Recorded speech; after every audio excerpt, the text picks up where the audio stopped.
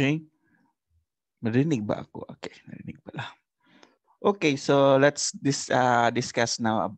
So we'll have two parts for today's session. So one is a lecture and second one is mga issues na gusto niyo erase and concerns or clarification.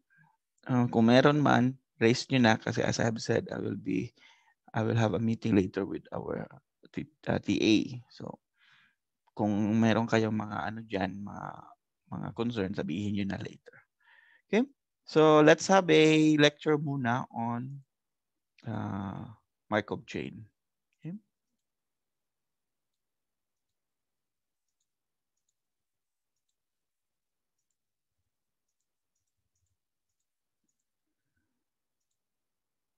Markov Chain. It's very important because ito actually Markov Chain, as you notice, kung nabasa nyo na yung sa book, no, yung mga queuing natin, we have there MM1 or MM2. The M actually stands for Markov in that sense.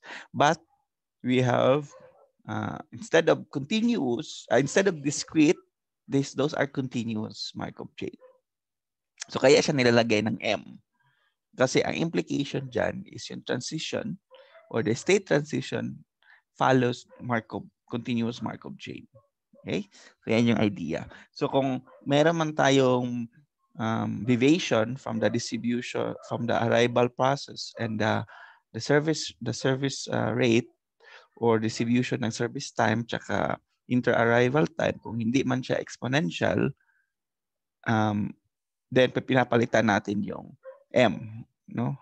Siguro we can use G, which means a generic distribution in that case. Pero for simple queuing systems, yung MM na yon, MM1, na meaning ang inter-service time at saka yung inter-arrival time, exponential, they actually imply na Markovian siya.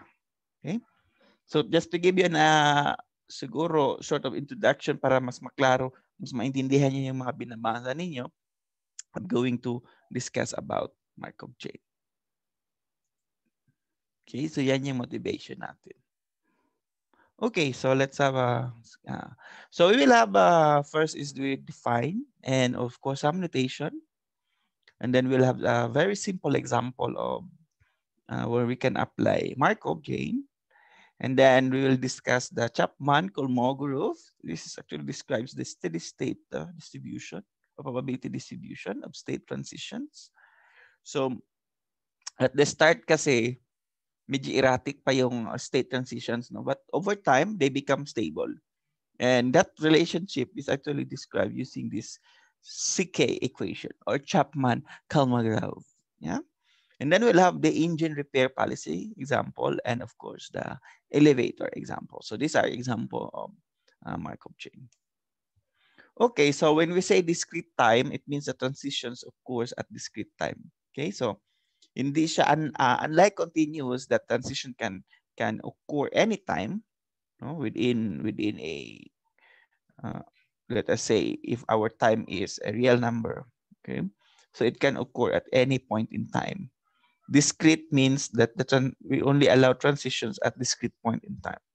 Okay, and usually when we have a Markov chain, we start with the description of the states. So these are states that a system can assume. So an example for that, maybe very quick example, is weather for today. No, although hindi ang weather naman hindi naman siya usual na talaga uniform, no. Sometimes in the morning ulan, in the afternoon mainit, tapos pagkagabi naman ulan na naman. So but let's assume that we have only two states, no. So sunny and rainy. Okay? So, yung states na ating nabanggit, sunny, rainy, so we have two states for our system. Okay? Another example maybe is yung kung meron sa inyong life, no, sa inyong lifespan. So, we can take this state as toddler, pre-teenage years, teenage years, adult, di ba? Mga ganon. Hanggang sa matsugi na. So, we can say that those are states. No? So, anything that we can think of na pwede ma-assume ng isang system that we are currently modeling, then we can take that as a state. Another example maybe is, siguro ito sa pandemic. No? So, sometimes they classify a certain barangay or a certain area or locality as high risk. Ano nga yung mga classification dyan? Ano? Sino ito nag-work kay Kuan? IV, ano nga yung mga classification usually sa barangay? Based on number of COVID or risk of infection. Katong mild, severe. Mild pasabot, sir? Dili sa barangay. Ay, sa barangay. Katong high risk, low risk. Sige. Sige, ito siya. Malimot naman po ko. Pero, basta nasa classification. High, low. Di ba? Nasa. So, we can also take that as a state. No? If you're going to model that, then sa isang barangay, maybe low risk siya, and then naging high risk siya, then naging medium risk. So, those are sort of transitions or evolutions of the state. Pero yung binigay ni Ivy na example first is yun yung pwede rin yung state, no? Yung transition ng individual from siguro severe, then naging pwede ba maging mild severe? Pero isa lang yata yun na classification. No? Kung depende kung anong symptoms yung nandun sa'yo. Okay, so those are the states. Okay? And the system is observed at certain sequence of time in a sequence of points in time or stages. So, yeah, kaibahan stages. Stages is the time where transitions happen. Okay? Whereas state is yung state ng system natin at that time. Okay? And then we have also a system may make a transition from one state to another according to some probability distributions. Okay? So makikita niyo na itong Markov Chain is very useful modeling tool if we are looking at evolutions of systems from one state to another. No? So anything that sort of evolve over time, and then they have those at that point in time we can identify which state, then we can model it using a Markov chain. Okay? And usually ang pinaka ano lang talaga sa Markov chain is yung state tsaka yung transitions. So once you have that, probability of transitions. So once you have that state, you have this transition, then you can, all property of that system can actually be derived using only the set of states and the set of transitions. Okay. Okay. Yes, critical high. Yes, exactly. Transition probabilities. Okay. So very simple ang idea. Walang masyadong, but this is very powerful actually. We start with something very simple, and then we can extend and identify several characteristics of Markov chain. Okay, if the Markov chain is stationary, so ano ibig sabihin, then the transitions are the same at every stage. So it means that doesn't matter at which time you observe the system, there will be an equal probability of transitioning from one state to another. So for example, we have 3 states, okay? And of course, we observe the system from time 0 until infinity, siguro kung nag-exist ba ang system. Pag sinabi natin stationary ang ating Markov chain, it means that the transition from state 1 to state 2 would always be the same. The probability would always be the same. It doesn't matter at which point in time or at which stage nangyari, at which point in time you observe. It will be the same. Okay? So yan ang tawag natin. Pag ganyan yung behavior ng ating Markov chain, then it is called stationary. Okay? And ito talaga ang pinaka kukunin natin na property ng ating system later.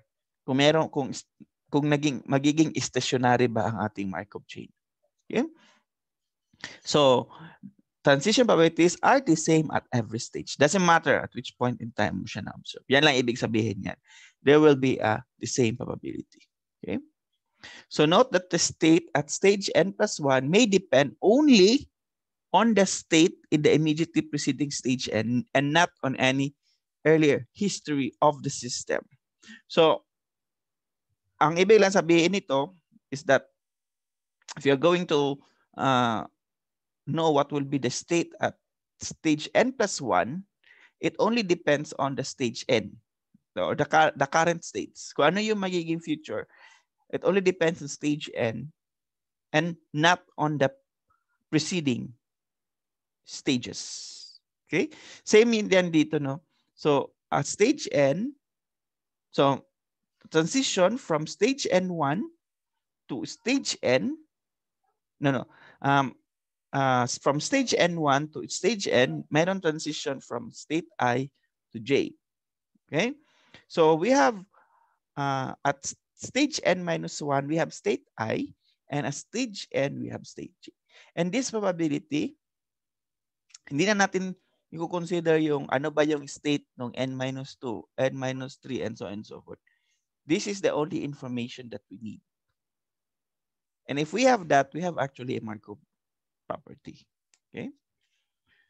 Okay, so let's have some notation. Transition probability, Pij. The end stage transition probability.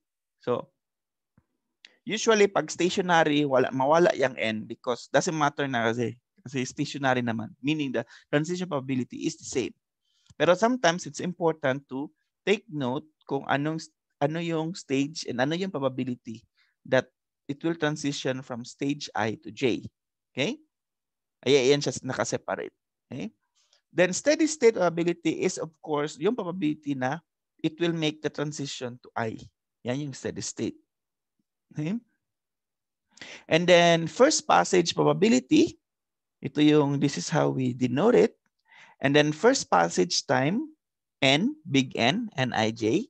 So this is now the time, and this is first passage probability, and the mean first passage time. We will discuss that in details in the succeeding lectures. Okay, let's have a simple example of a Markov chain. So a model for use by a utility company in planning day-to-day repairs and maintenance. So suppose we have three states. We have hot, cool, and moderate. And these transitions actually shows us, let us say this is day to day. So each stage is correspond to a day. No? So kung mag-transition siya, it means that one day has passed. Yan ang ibig sabihin. Okay. So if you look at kung hot ngayon, so what's the probability that it will be hot tomorrow, or moderate, or cool? So this is now shown with this diagram. Okay? So kung hot siya, ang probability na pagka tomorrow is hot is 1/3. Okay? Probability naman na maging moderate siya is 1/2. And the probability naman na maging cool siya is maging cool siya is 1/6. Okay? Yan yung ibig sabihin ng mga transitions.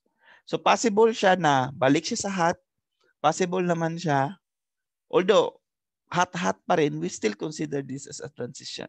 Okay? Because we are observing per stage or per time. Okay? And then we have hot, cold, 1/6, and then hot to moderate is 1/2. Okay? But if you notice, ano man-notice nyo dyan, yung total probability niya ay 1. Okay? Always yan niya because wala namang ibang transition aside from hot to hot, hot to moderate, or hot to cool. Okay? Same thing with other states. So meron din siyang, describe din siya ng probability. So you can illustrate the transition using, and the probability using a transition diagram or state diagram pwede din siya as a matrix. Okay? So itong matrix na to, pwede din. Usually ginagamit natin, mas maganda gamitin itong matrix kasi mayroon tayong gagawin mga computations. Mas madali siyang gawin dito sa matrix, transition matrix, compared sa itong state diagrams. Okay? So yan, ano talaga yan sila? Row, if you sum them, they will always be equal to 1. Yan yung isa sa mga characteristic ng transition probability matrix. Okay, suppose that on Wednesday, the weather is hot. Hot siya. What is the probability that on Saturday, the weather is either moderate or cool? So, probability, for Wednesday, the weather is hot. So, hot siya. Okay, dito siya. And this is Wednesday. Okay, what's the probability that on Saturday, the weather is moderate or cool? So, we are now looking at ilang ano to? Wednesday, Thursday, Friday, Saturday. Okay? So, bali 3 days. Tama? Para siya dumating sa Saturday. Now, row 1 of the matrix P gives the probability distribution of the weather on Thursday. Okay? So, ito yung probability natin on Thursday. Na? Kuha lang natin yan siya from this. Okay? Doesn't change kasi. Now, what is the distribution of the weather on Friday? So, that's the question.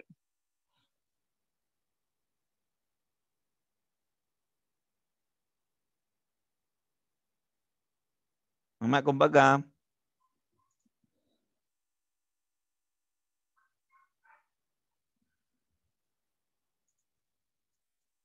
probability that on Thursday, on Saturday, it is hot, it is moderate. So, wag niyo muna isipin yung ano, or mamaya i-combine lang natin yan. Let us say moderate muna. Given that on Wednesday, it's hot. Okay. So, madali lang, tama? So, ang usual na ginagamit natin dyan is yung ano, yung conditional. Tama?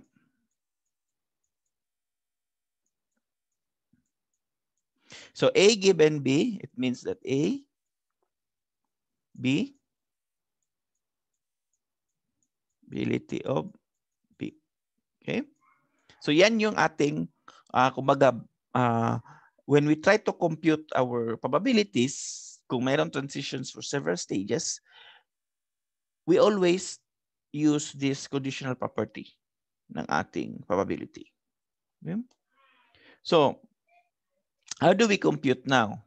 Kung magpunta tayo sa cool on Friday and hot on Wednesday, this means that cool Friday, given that hot, given na hot on Thursday, times hot on Thursday, given ang hot ang Wednesday.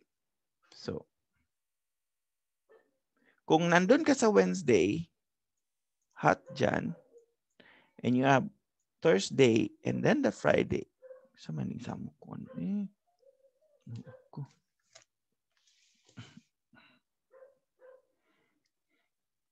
So you have hot, moderate, cool, and then Friday is cool. Okay? So pwede siyang dumaan dyan. 8s, pwede siyang dumaan dyan. Pwede din siyang dumaan dyan. And then eventually cool. Kaya lang ko na ko ako ang kuan kay pangit ang iya quality.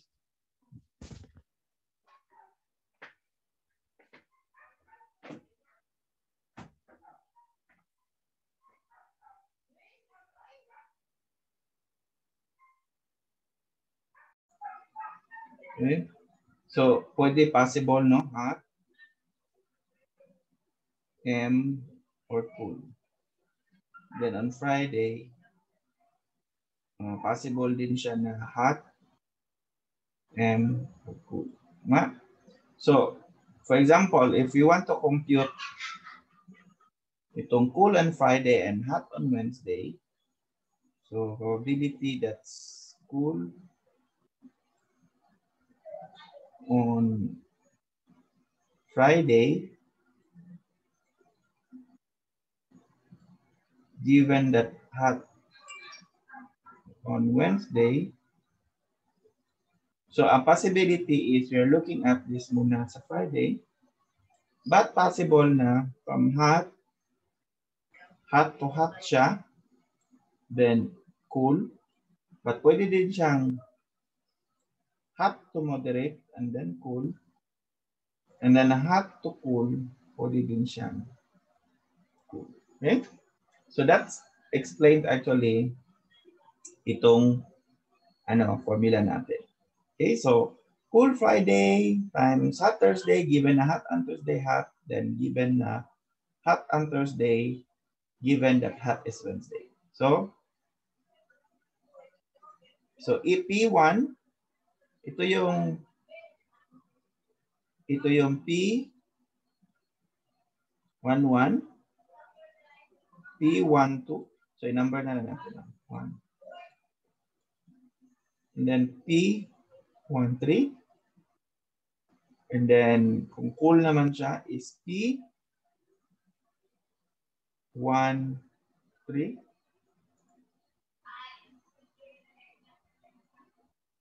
P23 and P. Okay, so we'll just have to multiply. Ma?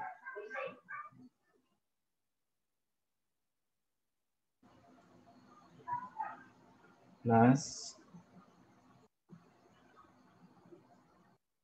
Susundin lang natin yung path. Plus.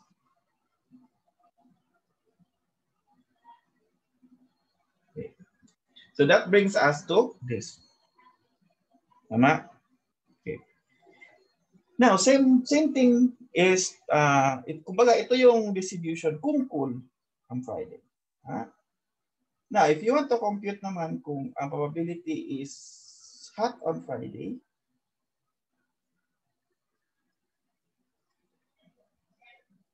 and hot on Wednesday.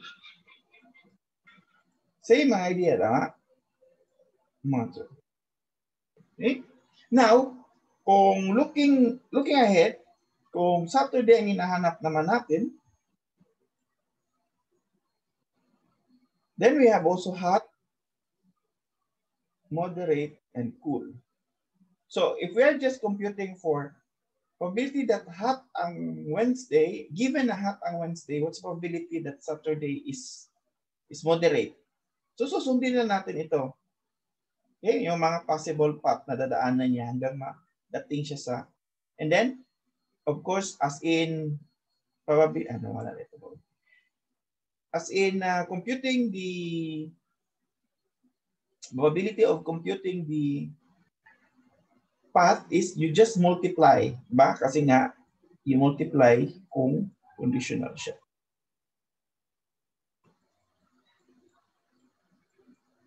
Right? So, we'll just multiply.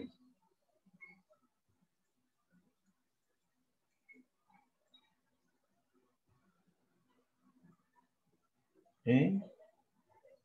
Yung mga transitions.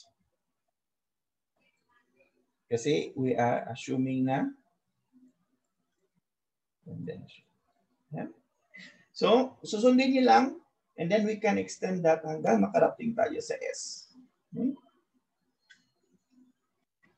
So, ito lang is pinapakita lang na pag-compute. So, cool on Friday. So, kung titingnan pala natin siya as a matrix, pwede lang natin i-compute ang dot product. Ha? Ito na yung dot product. Okay, so P11, P12, P13, yan. Compute the dot product, you will have this. So kaya sinabi ko kanina na mas okay kung i-represent natin ang ating probability as a matrix kasi we can do matrix operations to compute these probabilities. Okay? So the probability of going from state 1 na hot to state 3 na cool in 2 days is this.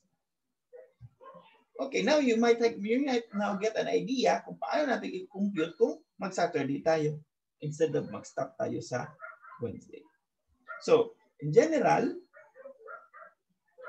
the probability that the system makes a transition from state I to state J in 2 stages is just this. Which is the element in row I and column P of P squared. So, yan yung ating matrix P squared. Multiply lang pala. Yung multiply nyo lang, makikita nyo na yung probabilities. So kung galing kayo sa, let us say, if you want to compute, so remember this is 8. Yes. So for two stage, pwede na diretso. Titingnan nyo lang. Okay, hot to cold. Ito na yan.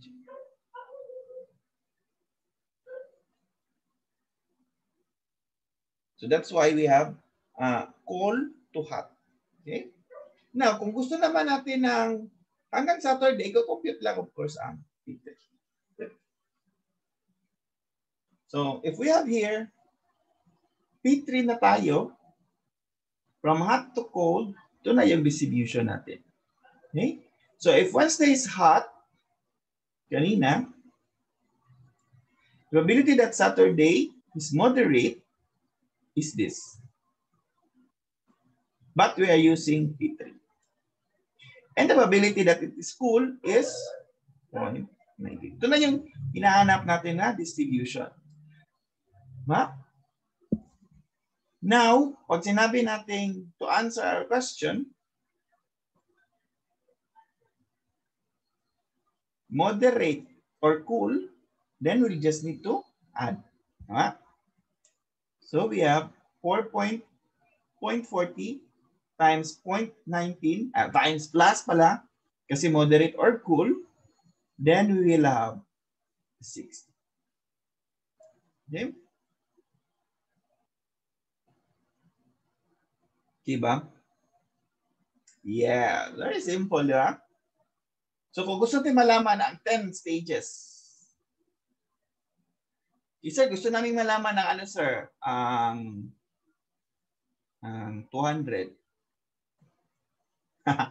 Multiply ba kami niyan?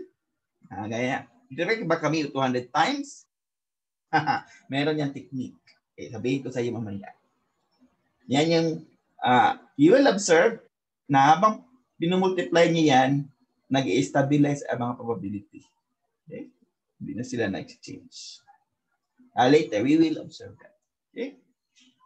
Okay, so we have now the Chapman-Kolmogorov equation. The system is state J at stage N. Given that the system is in state J initially, then the probability is just the inner product of row I of PR and column J of P and R. Okay, so yan yung generalization noong pag-compute natin. Okay, yung Chapman-Kolmogorov equation. Okay. So sir, how about yung question natin kanina? Okay, I want to know, okay, a stage, given the probability ngayon, what would be the distribution of this probability of the stages in 200 stage? Okay? So yan yung long-run behavior of Markov chains. Okay. Some terminology muna tayo. So a Markov chain is regular. If there is a such K, such a probability matrix P, raised to the power K, has strictly positive elements only. Then in that case, we have a regular Markov chain. Okay? So example is, yan kung actually lahat naman, almost na lahat ng mga Markov chain natin is regular yan siya. Kasi nga, pag sinabi natin strictly positive, unang-una, dapat naman talaga sila is hindi sila na negative. Why? Because they correspond to probability. Pero meron kasi mga cases na hindi siya purely positive, may zero. Okay? So yan yung, itong example natin is 0, 1, and then 1, 0. So meaning, pag nasa state 1, always talaga siya mag-transition, and not state 2, always siya mag-transition. Then if you're going to raise this to power, we will always get, since yung transition niya is probability, kung i-multiply mo yan repeatedly hanggang n, you will always get 1, 0, 0, 1 kung n is even, and 0, 1, 0, 1, 1, 0 if n is odd. So wala kang mahanap nga k or n na strictly positive kasi meron siyang 0. Same thing here with the time series. Okay? The time series with the Markov chain. Meron siyang 0 pa rin. Okay? So these are not regular. Okay. If a Markov chain is regular, then the limit, okay? So the limit of the transition probability as the number of stages increase to infinity, they will remain constant. Okay? Yan yung sinasabi ko kanina na pag i-compute nyo na ang 200, you might observe that the probabilities do not change anymore. Yan na yung indication natin na regular na siya. Okay? So, constant na ito. Hindi na siya nagbabago.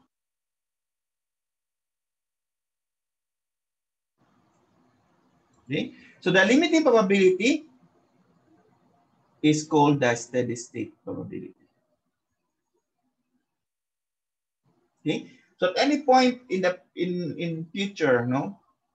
Kung matagal na yung system na yon, nag-evolve, yung kanyang transition probability will not change from one state to another.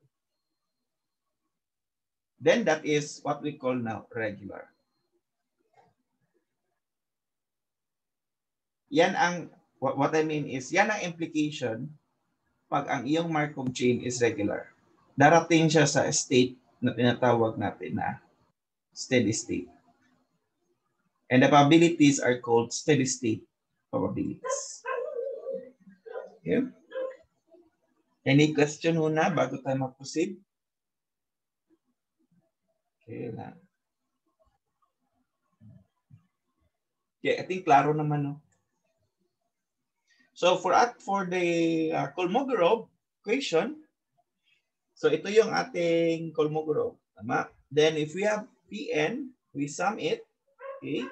Then the limit. Okay? Lilimit lang natin siya. As we increase n, then papasok natin ang limit kasi wala namang n dyan. And then we know na pag regular siya, this part, no, will be described by steady state. Tama? Probability. So basically, we can replace this part by this or ij. No?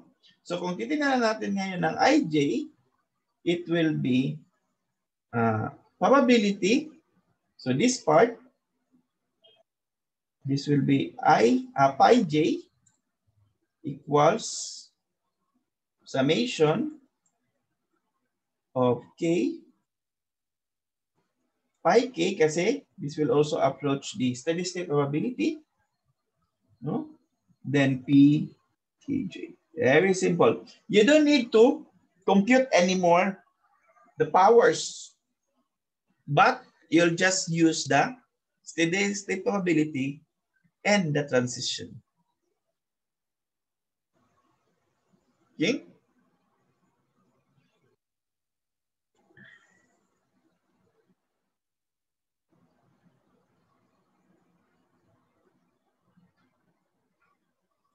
Okay. So therefore, the limiting probability must satisfy the conditions. Should be 1. Dapat lang naman because it's a probability. And then this one. Yung kanina. Okay. And then if you are familiar, no? Ano ang nagpaparemind niya dito sa equation na ito? Remember in your matrix algebra,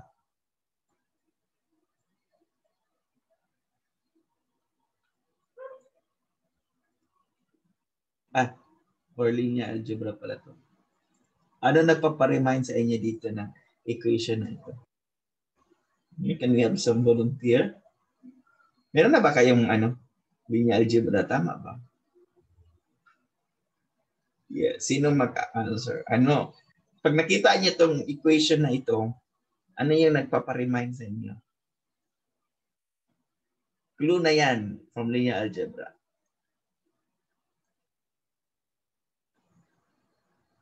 Wala bang volunteering?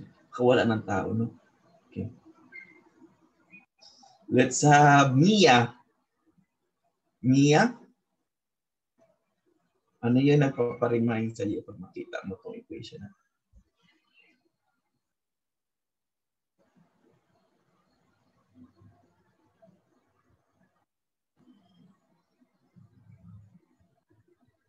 Wala ba si Mia dyan?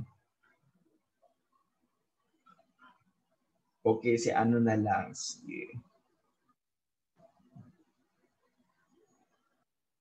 Andaw. Andaw.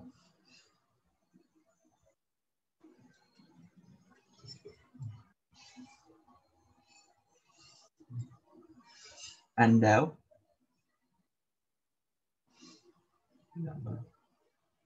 Okay, si ano na lang. Si Isidas. Isidas? Yes, very good. So, yan yung actually eigenvalue. Pag-compute ng eigenvalue.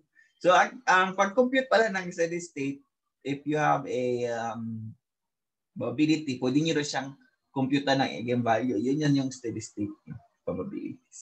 Yeah? Good. Okay.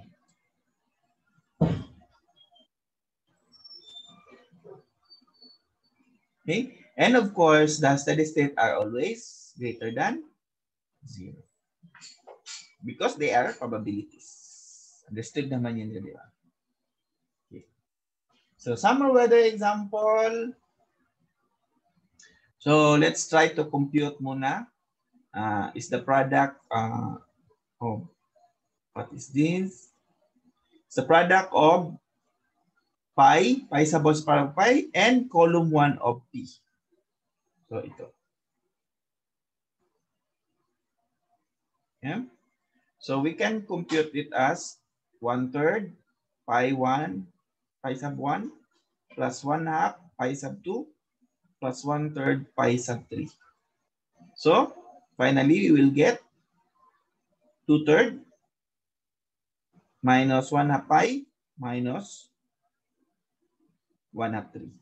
Okay? And it should be equal to 0. Of course, we can also use some properties, no? Kasi we will be solving here we'll be solving here a simultaneous equations.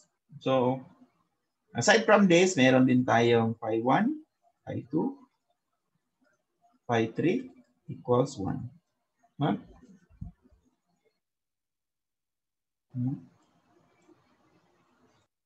Yes. Okay. And then for pi 2, same thing. We can compute that by having this pi 2.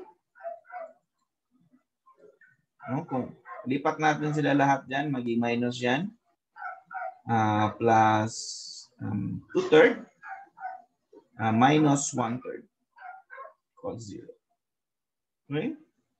And then pi sub 3, same thing, mangyayari, we will have this. Okay? So we now have a system of equations plus this. Yung kanina. Then solving for that, this is now a linear system. But these are independent. It's dependent. So, actually, marami itong solutions. Kung ito lang. Okay? Pero kung dagdagan natin ito, maging unique ang kanyang solution. Remember, pag sinabi natin dependent, ang implication kasi, pag dependent, pwede maraming solution. Maraming values ng pi 1, pi 2, pi 3 that will satisfy this. Pero since inada natin siya ng ganito, ng isang constraint, or ng isa pang equation, that constraint the values of pi 2, pi 2, pi 3, then we can have a unique solution. Okay? So the probability now is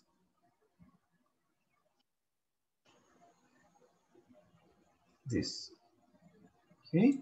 So in the long run, summer days will be hot or moderate with probability 40%.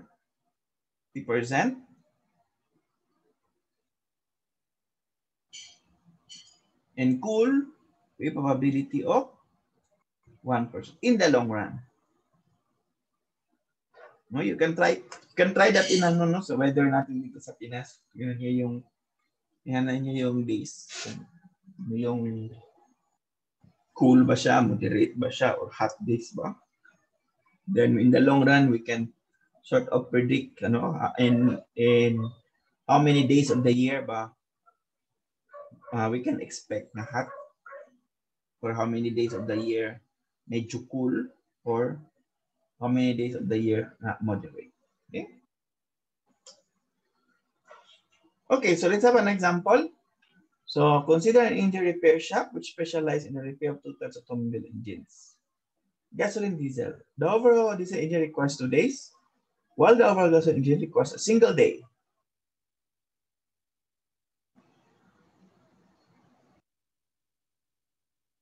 Each morning, the probability of receiving a diesel engine for overhaul is 1/3, and the probability of receiving an engine for overhaul is 1/2.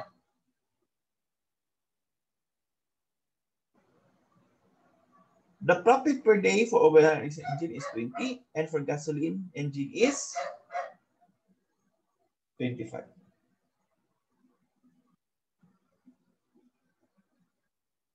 Okay. So which work which cannot be done the same on the day received is lost to competitor repair shops. What is the best policy for accepting jobs? So pag sinabi natin policy, ano yung kumbaga way natin ng ano yung action na gagawin natin for accepting jobs, which could be optimizing some measures. Like in this case, pwede natin sabihin na revenue, or profit pala. So $20 and gasoline is 20. Okay. If only 1 day's work is complete on a diesel engine, any jobs which arrive must be refused. Okay, because ang isang diesel is 2 days yan, well, the overall of a gasoline engine requires a single day. So mas mahaba yung gagawin natin, mas mahaba yung number of days for overhaul of diesel compared sa gasoline. Okay? So, ano na yan, must be refused. Otherwise, if only one engine type is received, that job should be accepted.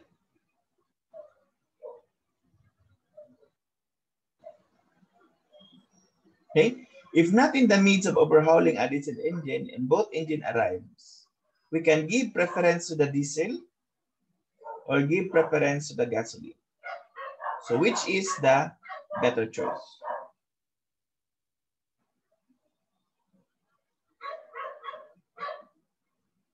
Correct? So wala naman problema kasi kung magdating ang isang engine type, We should accept it. Now, kung diesel siya, one day kasi ang ano niya, di ba? One day. So any jobs which arrive must be refused. Now, how about that in the midst of overhauling a diesel engine and both engine types arrive, ano yung maging preference mo? Do you prefer tatanggapin mo ba yung diesel or tatanggapin mo ba yung gasoline? So yun yung better choice. Okay? So let's assume that the system repair shop observe at midday each day. So, okay, midday siya.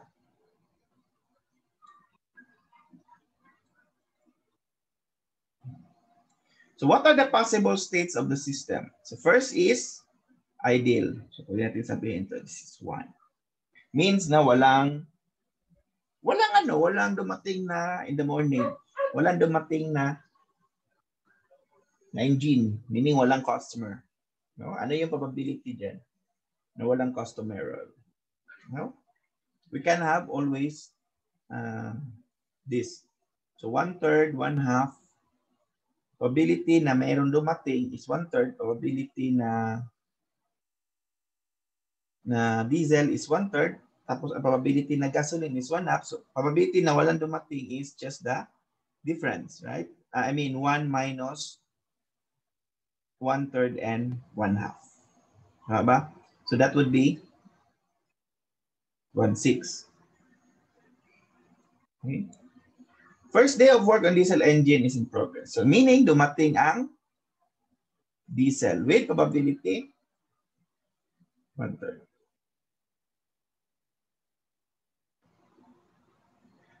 Second day of work on diesel engine is in progress. So ang ibig sabihin, dumating siya afternoon. Correct? So this is state 2. This is state 2. And then work on gasoline engine is in progress. So it's either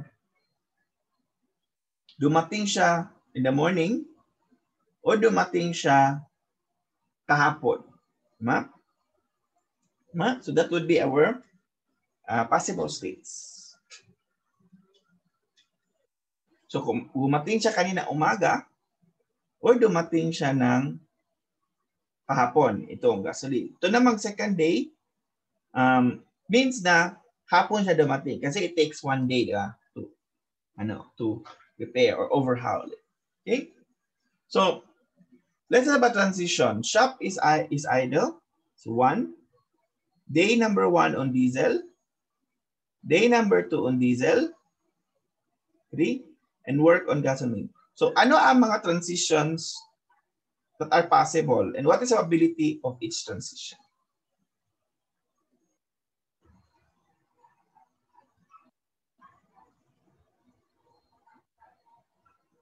So remember that we observe it during midday. So each stage should correspond to midday yan siya, ang change. So pag idle, pwede ba siyang day 1 on diesel?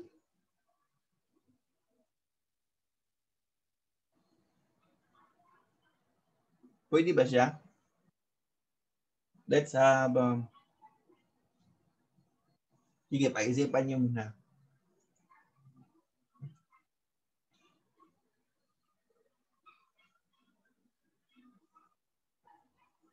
Pwede din ba na day number 1 on diesel, so that is actually first day on the work is in progress. Or day number 2 on diesel, which is second day of work on diesel, which is in progress. Or nag-work siya on gasoline. Okay. So let's have that. So pwede na, of course, allowed naman siya na maging idle. Tama? Idle pa rin, meaning wala talagang dumating. Right? And then,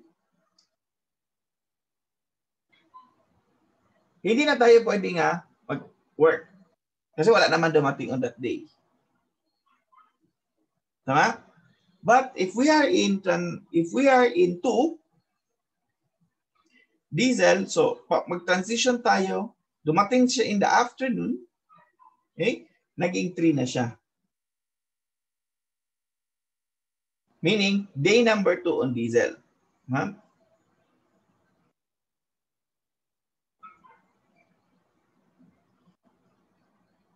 Okay. And then if we have 3, pwede na walang dumating na. Natapos ang diesel pero wala nang dumating. So, idle na naman ang shop. Then work on gasoline. 4, walang dumating. I mean, natapos, walang dumating. So, idle na naman ang ating shop.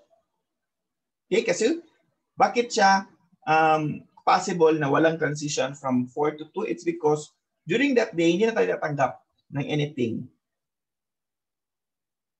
Kasi based sa ating rule na kung meron tayong gasoline, hindi na tayo tatanggap ng engine. Okay, we have to refuse it. Okay? So, we have 1/3. We have here 1/3 tayo, and then this is actually 1. Okay? Okay. So, what if we give preference to diesel engine? So, yung ikalawa na pag meron tayong currently na nire-repair na diesel, tapos may dumating na gasoline or diesel, ano yung preference? So, alternative A natin is give preference to diesel. Okay. So, ito yung ating probability na ngayon. So, kung idle, probability, 1/3. And then, day 1 on diesel, it means na possible na may magdating na diesel. Okay, so that's 1/3. And then, possible naman na magdating ang gasoline. And that is, we accept, we prefer the day 2 na tayo ng ating, we will work now on our gasoline engine. So that's 1/3.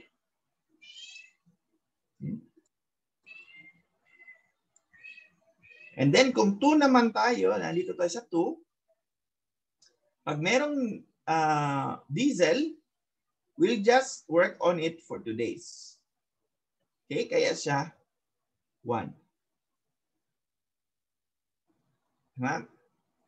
And then kung work on gasoline engine naman, possible na may magdating na diesel, kung natapos na natin, or we're still working on 1/3 ng, probability 1/3, we're still working on our diesel, or natapos na natin, idle na tayo. Okay? And so on and so forth. So the probability of no arrivals is just 1 minus PD minus 1 PG. Or 1 minus 1/3 times 1 minus 1/2. Or 1/3. Okay? Okay. Probability that gasoline engine arrives but no diesel. So 1 minus PD times PG, it's just 1 minus 1/3 times 1 1/2 is equal to 1/3. Okay. Okay. So give preference pa rin sa diesel, we can have this transition matrix.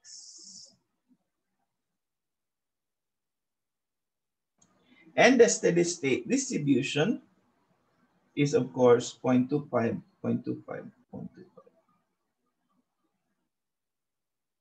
So the expected profit is just 0 kasi wala namang diesel, wala namang engine na dumating. And then $20.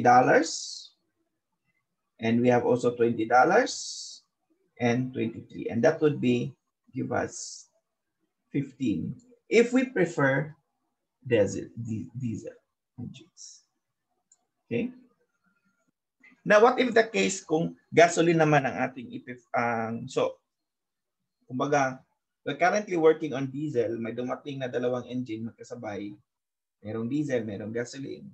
Itong sinob natin ngayon is, ano yung magiging expected profit natin if we accept diesel?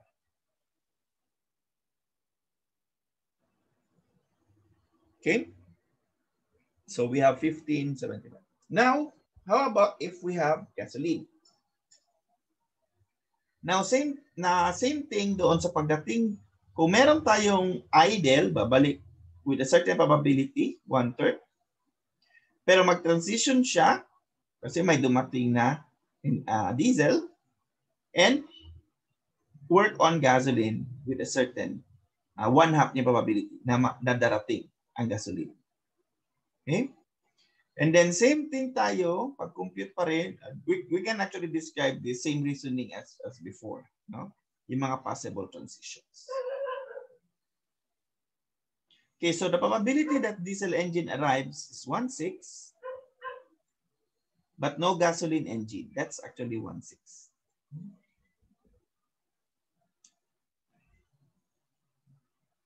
Now we have this probability matrix, transition probability matrix, and we compute the steady state, then we will have this steady state probabilities. And your expected profit, multiply nyo lang dyan, is 15.67.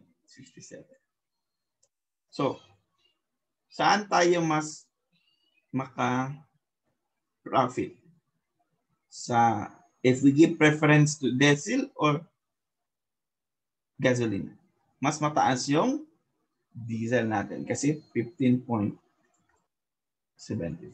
So yun yung gagamitin natin as preference. So alternative.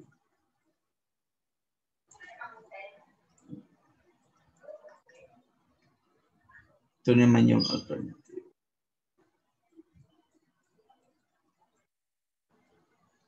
So kung meron kayo mga ganitong scenario in life, pwede nyo gamitan ng Markov Chain. Yeah?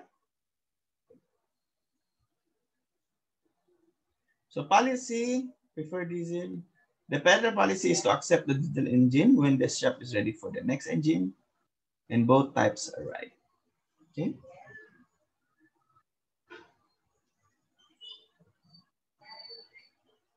Okay. Let's have another example. A self-service elevator in a 4-story building operates solely according to the buttons pushed inside the elevator. That is, a person on the outside cannot call the elevator to the floor where he is. Consequently, the only way to get the elevators for someone is to get off at your floor. Okay, klaro naman siguro yan. So, unlike dito sa mga elevator natin, makasakay ka lang kung merong bababa at your floor. You cannot tell the elevator na, ay, punta ka sa second floor kasi andito ako. Hindi pwede. Pwede lang siyang mangyari kung makasakay ka lang kung na-timing na merong bababa at third floor. Parang ganon ang idea. So if the passenger entered the building at the first floor and wishing to use that elevator, half go to the second floor and the other half divides equally between the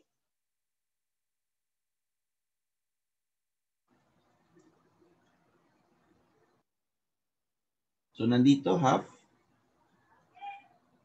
And ito yung 4. Ma'am? So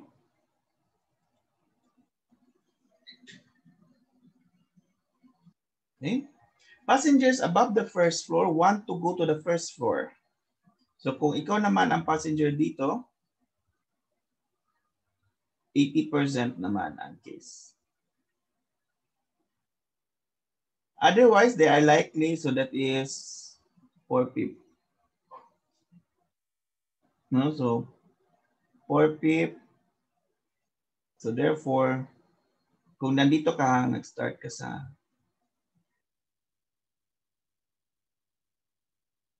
dito sa second floor, or dito ka sa third floor, or dito ka sa fourth floor, 80% of these people wanted to go to the first floor, and the rest, which is 1/5 of them, divides equally. So therefore, kung dito ka galing sa third floor, 80% of that goes to first floor, And 1/10 will go dito sa fourth or sa third. Okay? So yan yung ibig sabihin natin.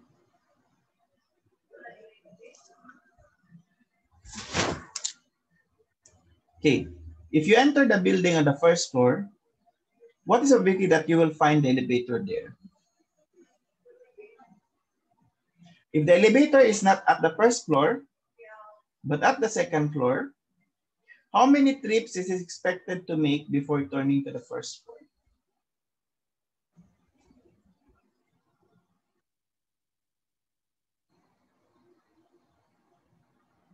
So if we want to model this using a Markov, we need, of course, to define muna ang mga states. So ano yung mga states?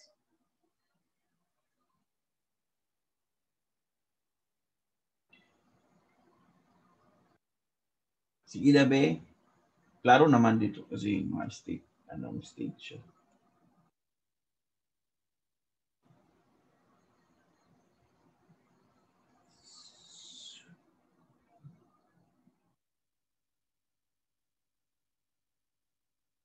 Yeah?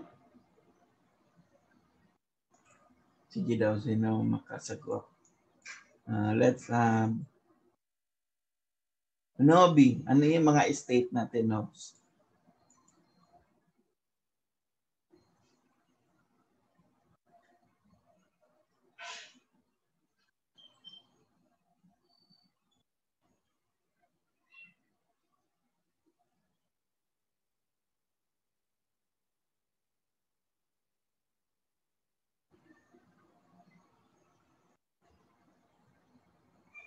One?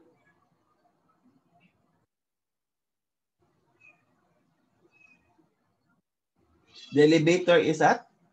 I-type na lang din. Okay, good.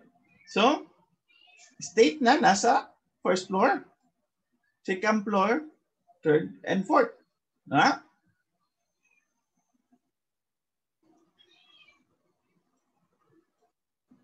Now, all we need to do is define the probability. Right? Sige, I'll give you time to think about it kay mukha sa tubig.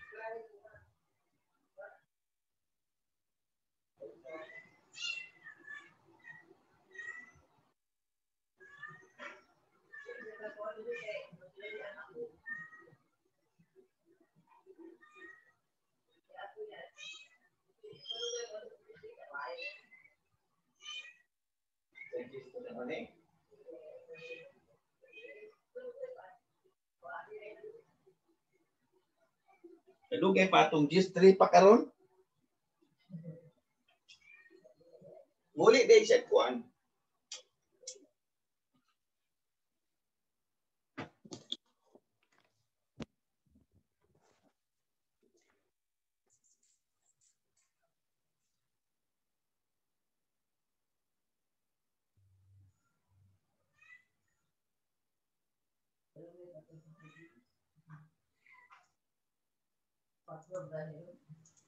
Okay.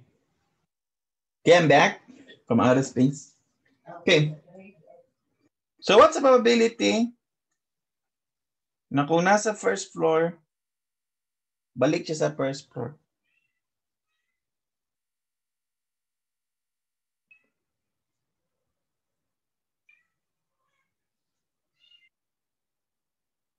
So, gawin niyo lang guide yung last time.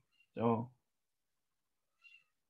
kung nasa first floor, ano ang next state niya? First floor. Di ba? Probability yan. First floor, we should have go to the second floor and Other half divides equally. So, 0 siyempre. Okay?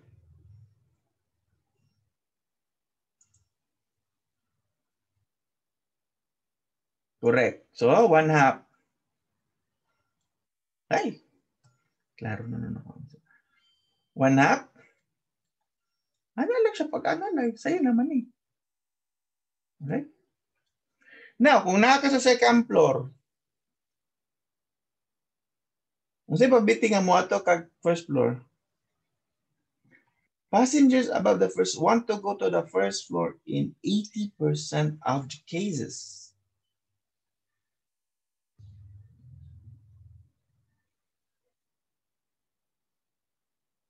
Otherwise, they are likely to want to go to the other 3 floors. So, point.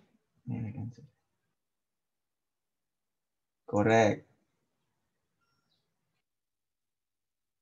0.8.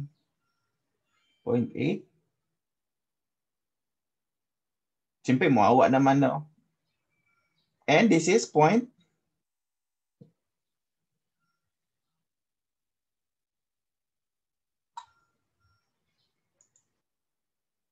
Correct.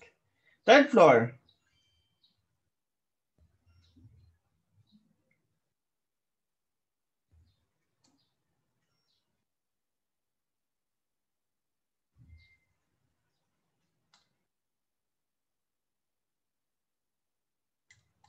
Nga. Fourth floor.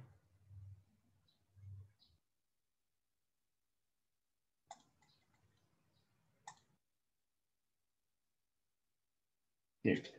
So this is our transition probability. Okay? Just remember that. Tayo lang, no? Okay. Now, the question is, if you entered, what is how you find the elevator there? So, it is now asked for at any moment in time, nandun ka sa first floor, what's the probability that you find the elevator? So, we just actually need to compute for the steady state, right?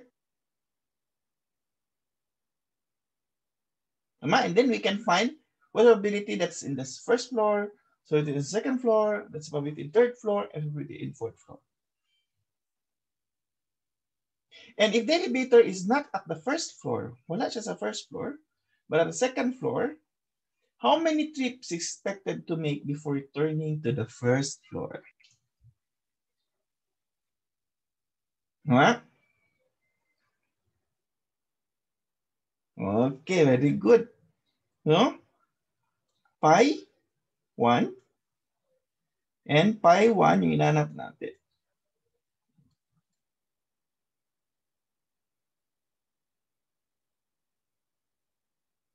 Ay, ano yan?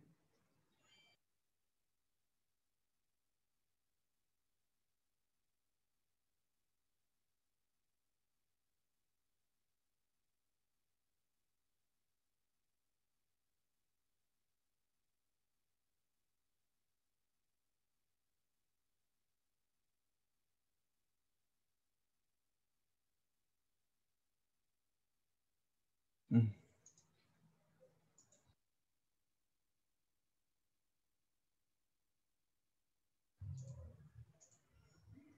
So, second floor.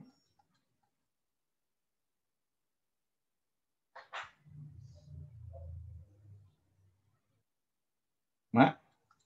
Okay. So, let's solve that. So the first, define the random variable number of stage at which the system starting state I first reaches state J. Okay. So yan yung first passage time. Passage time natin. Then so the number of the stage at which the system starting state I first reaches state J. So this is the first passage time. Okay. Yung ating diniscuss kanina. And then probability that the system starting in state I will first reach stage J in exactly n steps. Is the first passage probability. Okay? Recall that Pij is a probability that starting in state I, the system state J after n, but perhaps not for the first visit. So it could be possible, ang comment na to, possible siya na nagbalik-balik na siya sa J. Okay? So, meaning, tapos umalis na naman siya J. Pero at sure tayo that at end state, at end stage, bumalik siya, nandun na siya kay J. Okay? So, yan yung ibig sabihin yan. Kasi pwede kasi na, you have here 1, 2, 3. Parang gumanyan siya, 1 stage, 2 stage, 3 stage, 4, 5. So, pangalawang visit na niya kay 2. But that is already in end stage. Okay? So, yan yung ibig sabihin niya. Okay. So, how do we compute now? By conditioning on the step K at which the system first reaches state J. So, system in state J at step N, given that system first reaches state J at step K. Times system first reaches state J at step K. So, to compute for this, you'll just need to sum, okay,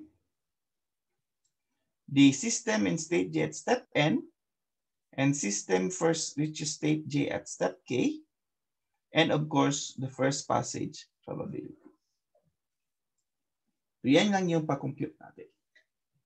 Okay? So,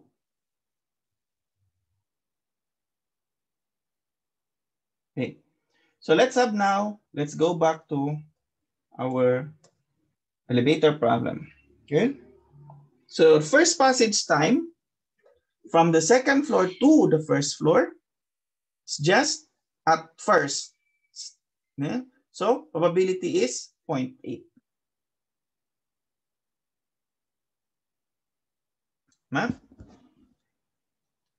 And F2, meaning stage 2, from 2 to 1 is just 0.16.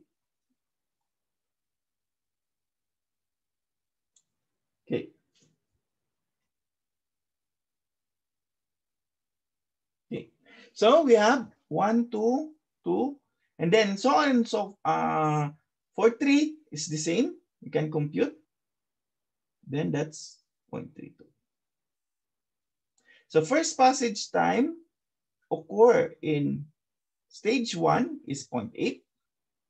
First passage time occurring on stage 2, so it's 2 na siya, it's 0.16, and so on and so forth. Okay? So we can compute so on and so forth yan. And then the first visit probability to state 1 from state 2 is this. So if this is the probability of visiting, then we can actually continue that. Pero hindi na siguro masyadong useful. So we can have distribution, no, ng ating probability. So malaki ang chance na nasa elevator 2 siya, ang chance na babalik siya doon sa first floor is 80%. Okay? Ang chance na babalik siya sa first floor in second stage, at the second stage is 0.2. Ang chance na babalik siya sa first floor kung galing siya sa second floor first is nasa third stage na. So possible kasi na kung nasa second floor ka, pumunta muna siya sa third floor, tsaka pumunta muna siya sa fourth floor, tapos pumunta na siya sa first floor. Yan yung ibig sabihin ng mga probabilities na yan. Now, if we want to compute the expected number of steps, so we'll just need to multiply. 1 times 0.8, 2 times, and so on, and so forth. Okay? So the mean first passage time is expected number of states at which the system starting in state I first reaches state J. So Mij equals the expected expected Nij times the probability. Yes, so that's the mean first passage time. So in our case, the mean is 1.25. Correct? So the first passage time, ano naman yan, alternative lang sa pag-compute. So, okay. So to answer the elevator problem, the expected number of trips required to reach floor number 1 if the elevator is currently on floor number 2 is just the mean first passage time. Okay? Or the mean first passage time of the number of transitions before siya pumunta muna, or number of stages before muna siya napunta sa 1. And in this case, we have around 1.25 approximately. Kasi infinite kasi yan siya. Yeah? Okay. Yan, pag-compute na lang yan siya. So at any floor, no? So this is at any floor. First, kung nag-start siya sa 1, babalik siya sa 1 in 2.25 stages. So at any floor pala, it takes less than 2 on the average, no? It takes less than 2 on the average bago siya bumalik. At any other floor except for floor 1, babalik siya sa first floor. So that's the first mean passage. Okay.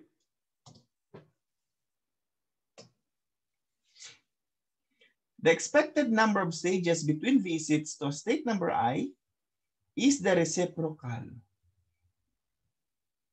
of the steady state probability of state I. Okay. Okay. Perfect. Okay. So, review.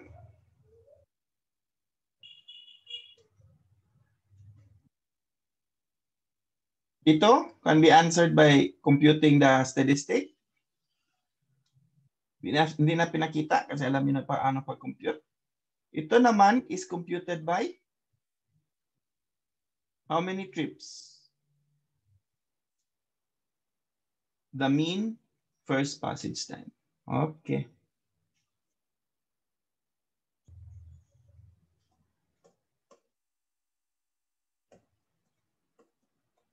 Thank you. So that's end our lesson on introduction on. Any question muna pala? Bago tayo mag-ano.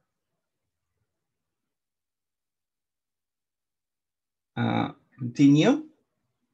Okay, 3:52 na pala. Okay, so kung wala kayong question, we can raise some, kung meron kayong mga concerns for now. Kumusta na pala si Tibayan? Recover na siya?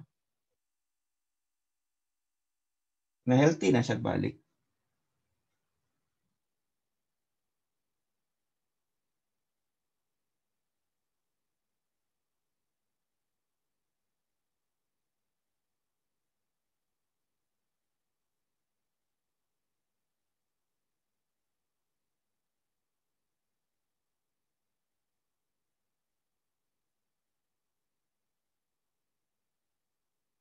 Wala na may update.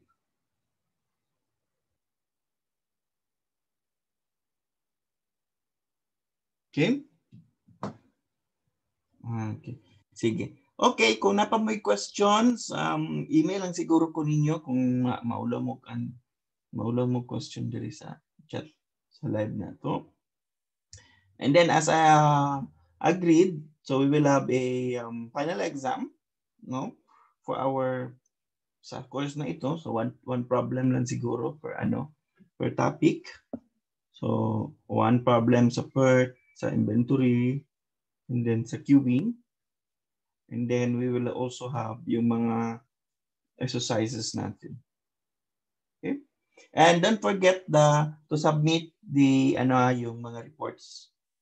Meron na nag-submit, isa pa lang nag-submit ng report. Sila, team yata yun nila Andaw ang nag-submit ng report.